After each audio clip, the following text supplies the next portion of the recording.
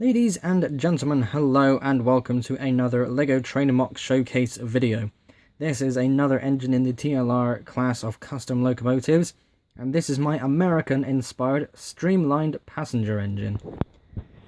What a build! This was definitely one of the highlights of this custom class series, and arguably the best one. It's very different because of the theme. Again, this is inspired by American locomotives, because the UK doesn't really have streamlined steam engines, and the ones that we do have are very iconic in shape, but I wanted to build something different on purpose. This turned out very well, much better than its original design, and again, just looking at it, it's very impressive. I'm so happy with this. Right, as we do, we start at the front and make our way to the back. So at the front, it's not really that much to look at. The boiler shape is very smooth and is consistent all the way down. At the front, we do have the red cow catcher, which is something I haven't used in a very long time, but being able to incorporate it here is a very good thing indeed. The wheel arrangement is 264, and the reason I'm doing that is because this wheel setup in particular is the same as a motor, either 9 volts or power functions. And I wanted to add that there underneath the cab so it can carry on through to the tender. Kind of has that sort of consistent look. And overall, I think I've pulled it off okay, but I could probably do something better than this. Mainly because I've added a sort of brick wall here. A bit annoying, but in its own way I kind of have to put that there for the sake of having it flush with the wall of the tender. But we will get to that in due time. So yeah, the front is nothing really to look at. We've got a few slight bricks just to, again, create that sort of streamlined look. And going along the side, you will notice are some red tiles. That is the same level across the tender as well. And that bottom red stripe is also level with this one, which was definitely planned, and I'm very happy that it did work. So yeah. One thing I'm very happy with as well is this piston rod detail. I have a red piece here for the main cylinder, but I've also found another 2 red pieces on either side to keep the cross axle in place. So when I go to do this, it just looks really good. Ah yes, I love it. I've also got a few more red pieces here, and because most of this build is in black, I thought, right, if I can get some more red pieces in a few odd places, that would help bring it out a little bit more, but obviously need to be careful where I put them. Like, I can't just put some red stripes along here or something like that because it would just look weird. Kind of break up the streamlined and cleanliness of this build. So something like here I can get away with, but nothing like on here or kind of on the top or on the sides here.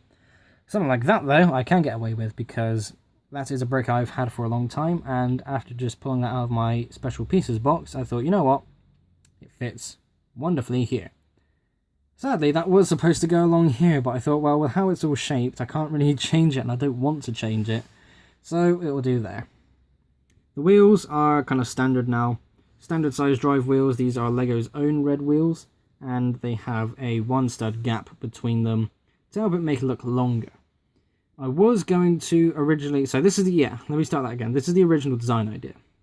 I was going to have this underneath the cab. I was going to have another one of those here at the front. And these drive wheels were squished together, but it looked awful. After some reconfiguration, it turned into the model that you see today, and I'm very glad that I went with this. All in all, I think this is a very nice looking design, and one that I'm definitely going to be keeping. Oh yeah, I almost forgot something. So, you're probably looking at the top section of the boiler thinking, now how does he pull that off? What exactly is this? Well, let me show you. So first of all, I need to take the face piece off. Oh, there we go. Oh, that's actually quite helpful, actually. Watch this. Oh, yeah. So these are bricks placed sideways with the help of a side brick a side brick piece. There we go. And these are tiles going all the way across the boiler to help keep a smooth surface. Now, there is a problem. Whilst this actually does fit in and look really good, it's not quite flat at the front. So if I squeeze that back in there we go. That's all the way along there, and if you see just the tiniest little bit it sticks out. So I'm getting this as flat as possible. You can see this little corner here is sticking out. Now I can just about get away with it by putting the facepiece back on. If I can do this one-handed. Yeah, hang on. Come on. There we go. So with how that clicks into place, it pushes the bricks together just a little bit more where the facepiece stays on. But knowing that it's clipping out just a little bit it doesn't bug me, but it's just like a reminder, it's like, yeah, this isn't flat. I've reconfigured this a few times as well, like moving that front piece forward and moving other parts around, and it just doesn't work. I can't get it right. There probably is a design out there somewhere that does have it working, but I have yet to discover it. That is the funnel, and that is the whistle, in case anybody's wondering what those bricks are supposed to represent. Very small, but it continues that streamlined look. Excellent. Let's move over to the tender. This is a very big tender, but again, understandable because this is inspired from American locomotives, and American locomotives have massive tenders. The last American engine I built was the Berkshire 765, which is the same engine used for the Polar Express. And when I went to build that and built the tender, I was like, oh my god, like in comparison to my other engines, which are all British engines, tenders are huge. But I love it though. Bigger means better in some cases, and for a steam engine's tender, it is definitely better. The red stripes, of course, are carried over. Plenty of maneuverability between the wheels, plenty of articulation space, oh dear, and plenty of opportunities to break it, oh dear. Right, I have to do this live now, but that's not too bad because it's an easy fix, I say. Come on, there we go, excellent. And giving you a brief glimpse there, you saw how I put them together using a 2x4 with the Technic holes in them and using the pin that's in the center of the 4x6 plate on the bogies there. That's what I'm using to attach them to the base. Very similar to a solid coach base that you get from normal Lego sets, but through this I get to make them at the size that I want. So the height of the tender is the same height as the cab. I've got this little arch piece going along here to kind of give it some style. That's the same thing for the cab as well. I've got that little arch piece coming along there. I actually missed the cab, we'll get to that at the end. The coal bed is very high up, as well as the rest of the tender. A small valve piece there just for decoration, and also a corridor piece that would link to coaches. This is definitely an engine that I think would suit the design idea that has a corridor going through the tender to allow cab members to go into the coaches so they can swap out when their shift ends. So yeah, that's pretty good. Nothing too much else about that really. That's actually quite a simple tender, quite boxy, quite tall, but it's stylish in its own way. The wheels, of course, are all in red, in case anybody's wondering. All of the wheels are in red, and they are all Lego's own wheels.